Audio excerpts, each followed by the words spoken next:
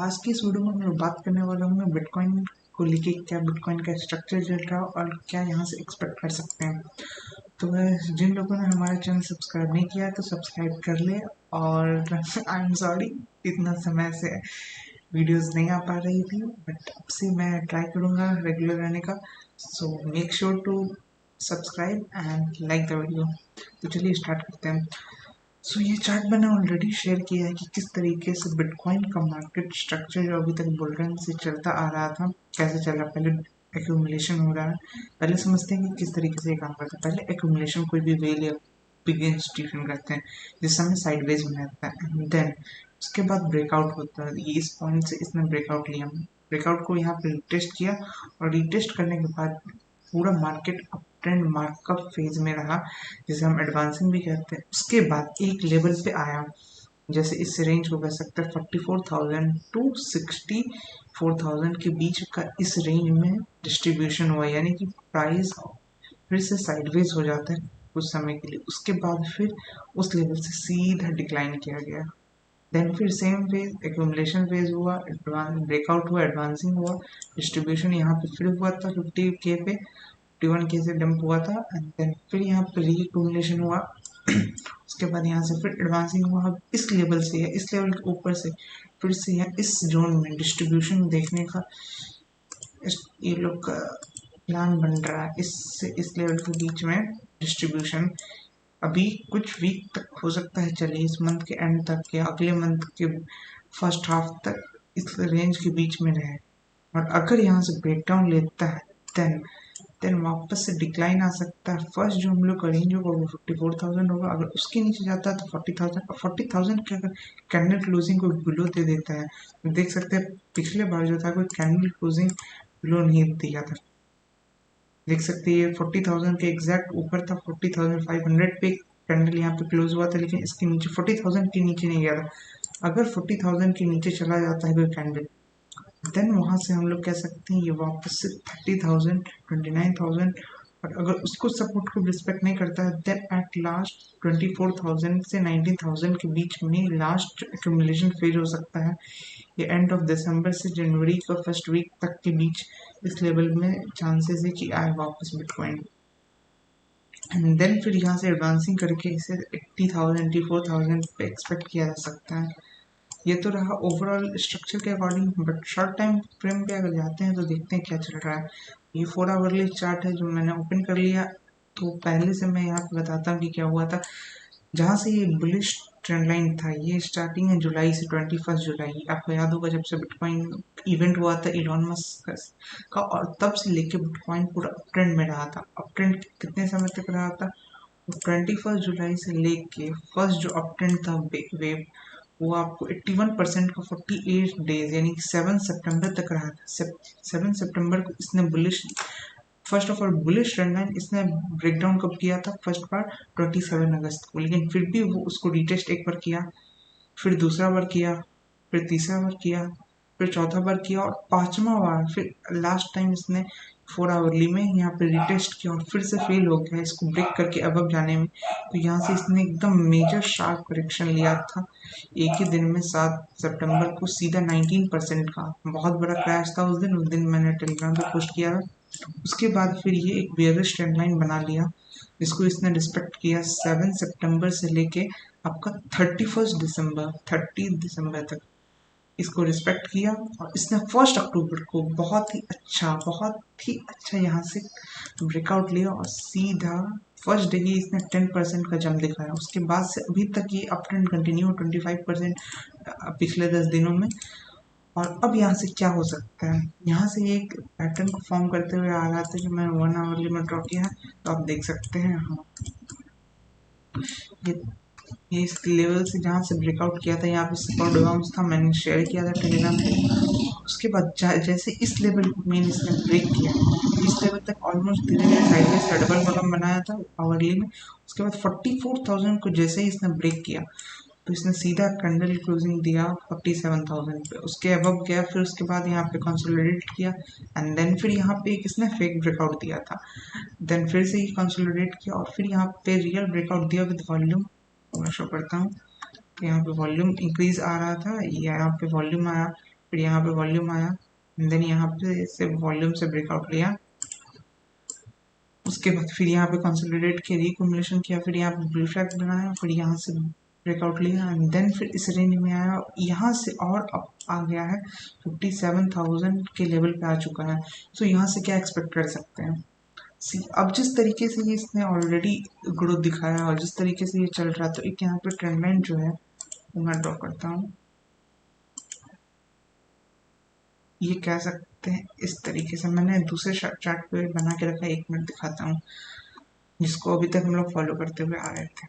Yes, आ गए हैं इस चार्ट पे। हाँ, तो यहाँ पे ऑलरेडी मैंने दिखाया कि किस तरीके से यहाँ पे एक्यूमुलेशन हुआ था बिटकॉइन का। उसके बाद से यहाँ से जब से ब्रेक आउट हुआ, सॉरी, तो मार्कअप फेज चला था और ये एक ट्रेंड लाइन बना, एक चैनल में प्राइस मूव हो रहा था। यहाँ पे रेसिस्टेंस दिया, फिर यहाँ गया टॉप आउट, यहाँ किया 56,000 पे, फिर साइडवेज आया, फिर यहाँ पे आया और इस तरीके से ये जो ट्रेंड लाइन था, बुलिश ट्रेंड लाइन, यहाँ पे एक बार सपोर्ट लिया, फिर दूसरी बार यहाँ सपोर्ट लिया, तीसरी बार, चौथी बार, फिर पांचवी बार यहाँ से ब्रेकआउट किया और फर्स्ट टाइम यहाँ पे गया, रिजेक्ट हुआ, नीचे आया, 54,000 टेस्ट किया।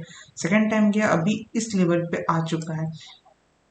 एक सेकेंड इसे साइड करते हैं, तो इस लेवल पे आ चुका है और इस लेवल पे यहाँ पे ट्रेंड लाइन ब्रेकआउट हो चुका है। और एक बार हो सकता है यहाँ से, जिस तरीके से लास्ट टाइम इसने प्ले आउट किया था, जहाँ पे जो ये ब्रेकडाउन हुआ था, इस लेवल को आया था, लास्ट टाइम यहाँ से रिटेस्ट किया था, लेकिन सीधा इतना बड़ा करेक्शन देखने को मिला था। उस तरीके से मैं एक्सपेक्ट कर सकता हूँ यहाँ से, इस लेवल से एक और यहाँ से अगर हो सकता है तो वेल्स यहाँ तक, यहाँ इस लेवल 60,000 तक पुश कर एंड देन एक शार्प डंप देखने को मार्केट में मिल सकता है 54,000 से 52,000 के बीच में। और फिर यहाँ पे कंसोलिडेट करे एंड देन या तो अपसाइड यहाँ से ब्रेकआउट करके एक बार टेस्ट करने जाए एंड देन रिजेक्ट हो, या यहाँ से ही नीचे से नीचे ब्रेकडाउन करे एंड देन नीचे डाउनवर्ड कंटिन्यूएशन हो। ये कहाँ तक हो सकता है? तो 50,000 लेवल एक काफ़ी अच्छा अब जो सपोर्ट बन चुका है, इस लेवल तक हम लोग एक्सपेक्ट कर सकते हैं कि बाउंस यहाँ तक रहे और यहाँ से फिर अपवर्ड कंटिन्यूएशन हो। बट और क्या चीज़ मैं दिखाना चाहता हूँ, तो वो डोमिनेंस को लेके, क्योंकि बिटकॉइन तो बढ़ रहा है बट डोमिनेंस जो है ये उसी तरीके से ये बढ़ता हुआ जा रहा है। सो डोमिनेंस पे चार्ट में खोल लेता हूँ। सो हाँ, तो यहाँ देख सकते हैं डोमिनेंस के बारे में मैंने ऑलरेडी पहले इन्फॉर्म किया था कि ये मंथली चार्ट में मैंने इसे शो किया था कि मंथली चार्ट पे ये डबल बॉटम इस लेवल पे बना रहा था। सेकेंड, हाँ, इस लेवल पे जब इसने डबल बॉटम इस लेवल पे बनाया था, तभी मैंने इन्फॉर्म किया था कि जो भी अल्टकॉइन से जो ऑलरेडी एंटर्ड है वो एग्जिट कर सकते हैं। 40 के लेवल पे मैंने बताया था और ऑलमोस्ट ये लास्ट 39.94 लेवल तक गया था एंड देन फिर वहाँ से सीधा ये मंथली पे बाउंस किया। वीकली पे भी आपको दिखा देते हैं कि ये बहुत ही ज़्यादा अच्छा, यहाँ पे भी इसने डबल बॉटम बनाए थे, वो तो मंथली पे था, ये वीकली पे भी इसने डबल बॉटम इस लेवल से बनाया था, एग्जैक्ट यहाँ पे आया था 39.92 एंड देन फिर आप देख सकते हो। और ये लेवल क्रूशियल होने वाला 47.74 से लेके 48 लेवल, इस लेवल के बीच अगर बिटकॉइन यहाँ से रिवर्स नहीं होता और इस नेकलाइन का ब्रेकआउट हो जाता डोमिनेंस चार्ट पे, देन हम लोग फर्दर एक्सपेक्ट कर सकते हैं 57 तक डोमिनेंस। पहले यहाँ पे 52 एंड देन 57, इस लेवल तक हम लोग डोमिनेंस एक्सपेक्ट कर सकते हैं। इसका मतलब जो अल्टकॉइन होने वाले हैं वो बहुत ज़्यादा ही ब्लीड करने वाले हैं। सो जिसके पास अल्ट है, खास करके जो बीटीसी पेयर में ट्रेडिंग करते हैं, उसके लिए तो सबसे ज़्यादा यहाँ पे लॉस होने वाला है। यूएसडीटी पेयर में अगर बीटीसी एक लेवल पे जाके स्टेबल हो जाता है, देन वी कैन एक्सपेक्ट कि वहाँ से अल्ट रैली वापस से स्टार्ट हो। यहाँ पे ट्रेंडिंग कॉइन और नॉन ट्रेंडिंग कॉइन सारे कॉइन्स में अभी ब्लीडिंग आएगा। सो जो ऑलरेडी एग्जिट नहीं किए हैं, अभी भी समय है, एग्जिट कर सकते हैं, अनलेस एंड अनटिल हम लोग इसके ऊपर अगर क्लोज लेते हैं, देन बहुत ज़्यादा यहाँ पे और अल्टकॉइन में गिरावट आ सकता है। दूसरे पे चलते हैं, इथीरियम के देखते हैं सेकंड नंबर का कॉइन में क्या इसमें चल रहा। सो इसमें भी कुछ उसी तरीके से पैटर्न बना था।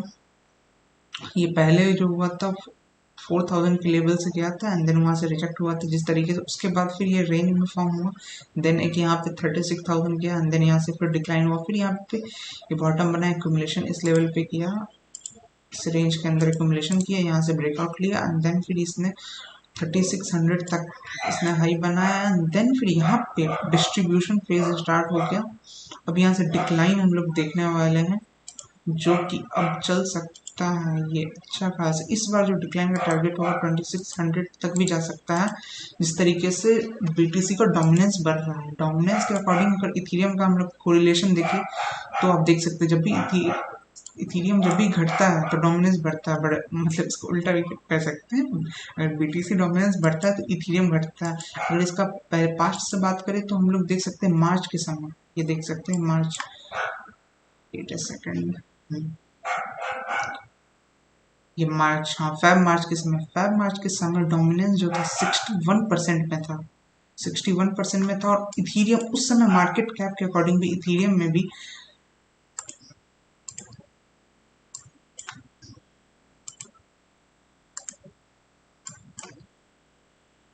इथेरियम बस ट्रेड हो रहा था अराउंड 1600 टू 1900 के रेंज में इथेरियम ट्रेड हो रहा था। एंड जब डोमिनेंस 50 के बिलो गया था तब से इथेरियम में जो रैली था देखने को मिला था, ये 4000 का लेवल, ये $2000 का जो रेसिस्टेंस तोड़ा उसके बाद सीधा 2x हुआ था, 4400 तक गया था। ये डोमिनेंस जब यहाँ पे डिक्लाइन हुआ था 50 के नीचे, अगर ये होता है डबल ब्रेकआउट यहाँ पे 47 के ऊपर क्लोजिंग लेता है वीकली में, then we can expect big downfall in Ethereum. ठीक है, उसका ध्यान रखें, इथेरियम ज़्यादा डंप हो सकता है जितना आपका और दूसरे कॉइन होगा, बिकॉज इसमें सबसे ज़्यादा आपका दूसरा यूज रहता है। ठीक है, एंड देन तो थैंक यू गाइस, इतना था इस वीडियो में आज के लिए। तो मिलते हैं अगले वीडियो में, तब तक के लिए सायोनारा एंड गुड बाय।